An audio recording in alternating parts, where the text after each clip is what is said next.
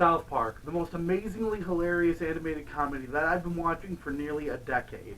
And as a gamer, I've been waiting for a South Park game to hit the shelves for quite a while now, and South Park The Stick of Truth does not disappoint. The game was developed by Obsidian Entertainment, who also developed Fallout New Vegas, Dungeon Siege 3, and Star Wars The Old Republic 2. And the best part about this game is that it makes you feel like you're inside of a South Park episode. The way Season 17 of South Park ended, with Cartman holding up the Stick of Truth at the very end, gives the game a purpose. It feels as if you're playing the next season of South Park with a full cast of characters, most locations, and the best voice acting I have ever heard. The game is an open-world RPG with a turn-based combat system, and almost everything is customizable, and what you can't customize, you'll soon be able to with Collected Flair. Things you can customize are things such as your class abilities with which ones you want to power up, your character look, and even your armor and weapons with different types of dyes, making an infinite number of different looks. And before you even really start the game, Eric Cartman acts like an asshole and decides to call you Sir Douchebag. But luckily there are ranks in this, where you start at Sir Douchebag and move your way all the way up to King Douchebag. Now there are 4 classes you can choose from. There's Fighter, Mage, Thief, and Jew. Which is, of course, a classic and long-lasting joke that only South Park could get away with. Each one of these classes has its own set of unique attacks. Oh no, but that isn't it. It also throws in a great system where you can get perks as soon as you reach a minimum amount of Facebook friends. Dude, fuck Facebook, seriously. Now, a lot of jokes in this game are going to be ones that only fans of the show are going to be able to get. But newcomers will find this a refreshing introduction to all the characters' personalities. Now, the game also has a sick tendency of putting the most disgusting and revolting things in it. And if you're a sick fuck like me, you're going to find these scenes quite humorous. There's even a boss battle where you fight a gnome while miniaturized on the bed that your parents are fucking on. There are plenty of other disgusting moments just like this throughout the whole game. Another battle mechanic they added to the game is being able to call in allies. And myself personally have only unlocked the ones Jesus, Liu Kim, and Mr. Slave. And they come in like a badass to save you at the very last moment to wipe out all of your enemies in one shot. And that unfortunately brings me to the game's biggest flaw. It's too fucking easy. I mean, I played through the game 4 times on hardcore difficulty and died maybe 5 times. And that's through all 4 playthroughs.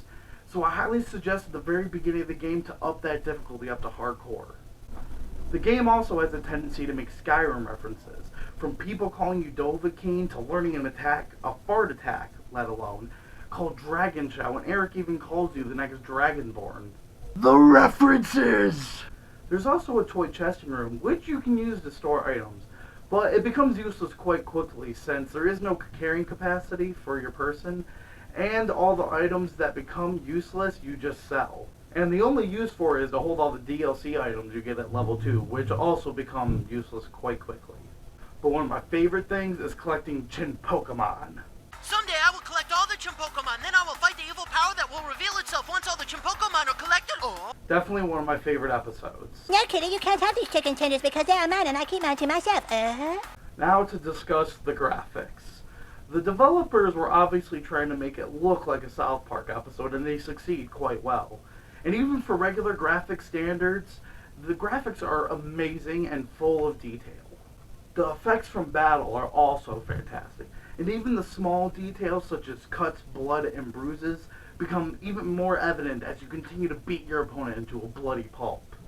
The story is just as I expected, amazing, and it pulls you in, it makes you feel important as the main character of the story, which an RPG should accomplish, and this one definitely does.